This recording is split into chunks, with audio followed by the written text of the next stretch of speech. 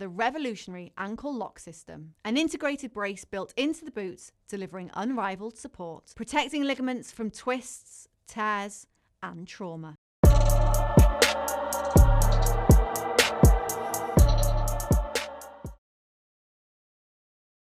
Hello again, it's Frank Gilfeather here from Frank's Noble Art. Happy to be with you here on Boxing Social. This week it's all about the heavyweights. Joseph Parker against Fabio Wardley at the O2 Arena on Saturday night, October 25. This is a truly intriguing and interesting fight for a variety of reasons, but more so because Sergey Lapan, who is the spokesman for Oleksandr Usyk, has announced that Usyk will definitely box the winner for the world title. Now, if ever these boys needed an incentive, this is it. Joseph Parker, we must remember, is a vastly more experienced fighter than a much younger Wardley. Wardley, remember, he was boxing white-collar events not too long ago, and he's had 19 contests now undefeated. Although I've got to say, in his last one, he was well behind against the Australian Justice Hooney, and then he pulled a rabbit out of the hat and knocked Hooney out in the final round. So that's a warning for Parker. But Parker too is a big puncher. I watched him earlier this year in Riyadh against Martin Bakole. Now, Bakole's a giant of a man, and he was doing really well in the early stages. And then, of course, we all remember that astonishing punch from Parker, which hit Bakole right on the top of the head, and it was game over. Parker won that one. So what we've got to remember is that Parker, 36 fights, lots of experience, against a really interesting and promising up-and-coming fighter from the UK. And because he's from the UK, of course, we've got to get behind him. We'd love to see Wardley go all the way and win this fight and clinch that important world title fight against Usyk. But is it too soon? Is it too early for Wardley? I think it may well be, because in this game, if everything is equal, experience does count a great deal, and Parker has experience in spades. I'd love to know what you think is going to happen. If you're asking me to pick a winner, I think I would have to go with Parker, but Wardley will be in there fighting right to the end, just as we saw in his last fight against Hooney. He will be a dangerous opponent for Parker right up to the final bell, if indeed we reach that stage. So it's Parker for me, but let's hear what you think. Oleksandr Usyk has surprised many people, including me, by announcing that he's going to have 5 more fights. Now that's going to take him up to 2027, of course. He said he's going to have 3 fights in 2026. But here's the thing, where are the opponents going to come from? I mean, if we look around the landscape, and this is what Usyk's done, he's thought, nobody here can lace my boots. Why shouldn't I keep on fighting? I spent the day with Usyk a couple of days before he fought Daniel Dubois this year. And I really thought that after he disposed of Dubois, he would call time on his career. Because what he aims to do in the longer term is to open up a boxing academy and help young people, and that's very laudable. So I had kind of hoped, after the Dubois fight, that he might call it a day and just carry on with his life as normal. However, now he said 5 more fights, because I think he's looked around the heavyweight landscape and thought, there's nobody around can beat me. Of course, he's also said he's not going to fight Moses Itauma. Now, here's the thing. I think in time, probably before the 5 fights come to a close, I think he's going to have to fight Itauma, especially if Itauma keeps on winning, keeps on knocking people out. And remember, he's very young. He's got loads of time on his side. And he can afford, actually, to wait until Usyk packs it all in and goes away, and then step in and fight for the heavyweight title. But I believe that in the end, possibly even in fight 4, certainly the final fight in Usyk's career, I think the big one would be against Itauma. What a eye-watering, mouth-watering prospect that would be. But we're talking about, another couple of years. So Usyk definitely is going to fight 5 more times. And I think we can say almost certainly one of those fights has to be against Itauma. What do you think?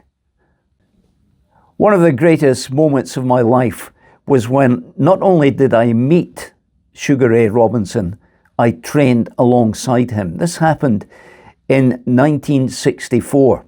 And he came to the UK and to Scotland in particular on this occasion to box a guy called Mick Leahy, who was a British middleweight champion. Now, at that time, I was 18 years of age, and I was a sparring partner to a guy called Walter McGowan, who later that year, in fact, won the World Flyweight Championship. McGowan used to recruit me to be his sparring partner. I would go down and spend a week with him, or maybe a weekend. And on one occasion, he said to me, by the way, next week, next Sunday, don't come here, come to the St. Cuthbert's Church Hall. And that was in Hamilton, which is about 12 miles south of Glasgow. And I said, why? Why are we going to Church Hall? He said, just come, just wait and see what happens. And so I did. And when I arrived at the Church Hall, there was probably about 100 people around the perimeter in seats and standing. And I thought, this is good. This is going to be a nice atmosphere. It was the Sunday before the Thursday's fight. McGowan was boxing on that bill at Paisley Ice Rink near Glasgow. So it was quite exciting. But what was even more exciting was when I was putting my wraps on in the changing room, and the door to my left opened, and we all looked round. There was only about four of us, I think, invited to take part in that session. Who walked in the door? Sugar Ray Robinson, immaculate. He was wearing a black mohair suit, collar and tie, and he was followed by 2 big guys, one of whom was George Gainford, his manager coach, and the other was a man called Mila Colquhoun, who was his full-time sparring partner. I was agog. I was awestruck. And over comes Robinson, puts his arm round me, asks my name, asked a wee bit about myself, and he said, well, okay, fine, let's go and train.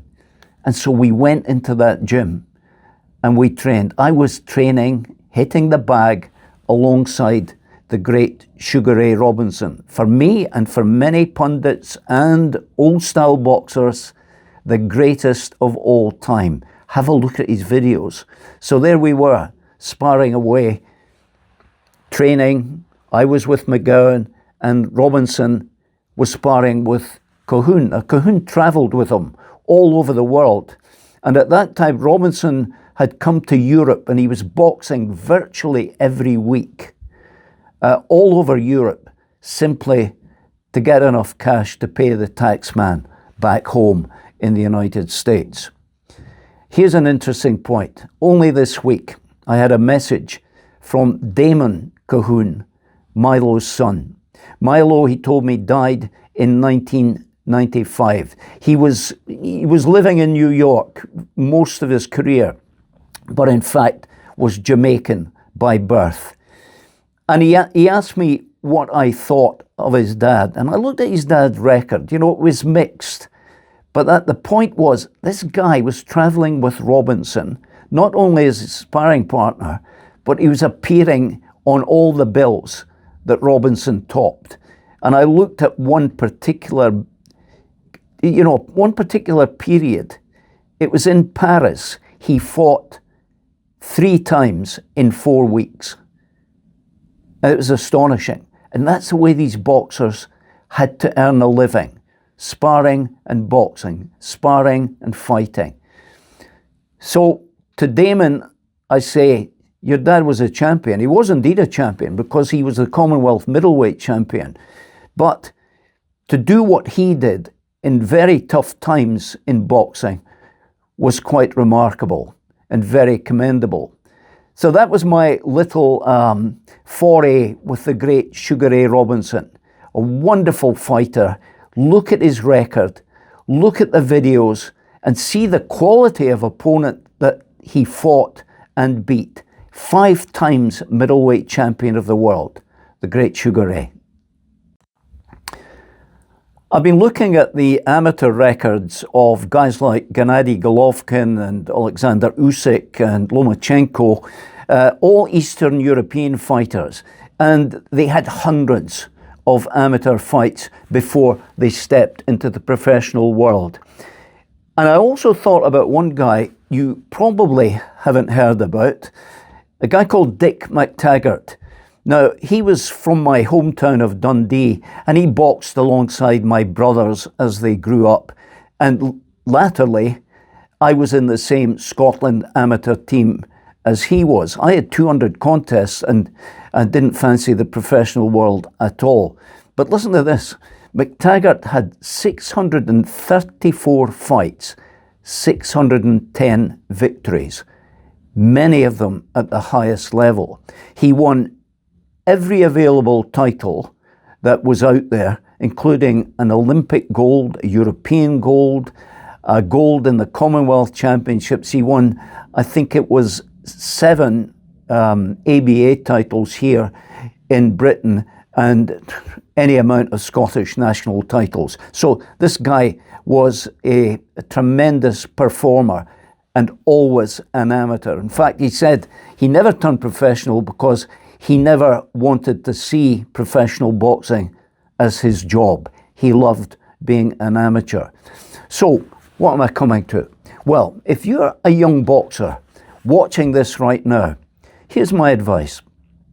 Go and gain as much experience as you can in the amateur ranks before you even think about turning professional. I've seen lots of professional shows where young boxers are going in there with barely the fundamentals behind them. And they just do not know how to do it at that level. What you've always got to remember is professional. The word professional means one thing. It doesn't mean you're any better than the amateurs. It doesn't mean you're any better than your opponent. It means you're doing it for money. So that's the big difference, amateur and professional. One does it for the love, the other does it for the money. But before you even think about doing it for money, join an amateur club. Get as many bouts behind you as you can. I wouldn't even dream of thinking about turning professional until you've had maybe even 30, 40, 50 contests, because it's not like it used to be in my day where you were boxing every other week in an amateur contest or a championship or whatever. When we won national and district titles, if you won it, it was your 3rd contest that night. They weren't spaced over weekends like they are today. It was in the one night. So, listen, stick in at your boxing, get out there, work hard in the gym, and, push hard to get as many amateur contests as you can. Only then, if you're so inclined, should you think about turning pro. I once had a really fascinating chat with the great trainer Teddy Atlas about the hungry fighter. Now, that's an expression which has been around boxing for generations. And what does it mean? Well, if we flash back to the 20s and 30s and those difficult, poverty-ridden times, boxers took up the sport for one particular reason: to feed their families. Because the abject poverty that was around in those days meant there were no jobs. You couldn't have enough money to put food on the table, so fighting for many was the obvious course to take. If you look at a guy like Jack Dempsey, for example, a wonderful all-time great heavyweight champion, he would walk and hitchhike anything to get to the mining camps where he could go and challenge the miners to fights to earn money to feed his family. And in more modern times, Manny Pacquiao has said that he was so poor, no food, he just had water. And so becoming a world champion and a rich man meant that he could feed his family. That was the most important thing. I knew one guy, his name was Freddie Tennant. He was a flyweight in the UK, in Scotland, boxed all over the UK.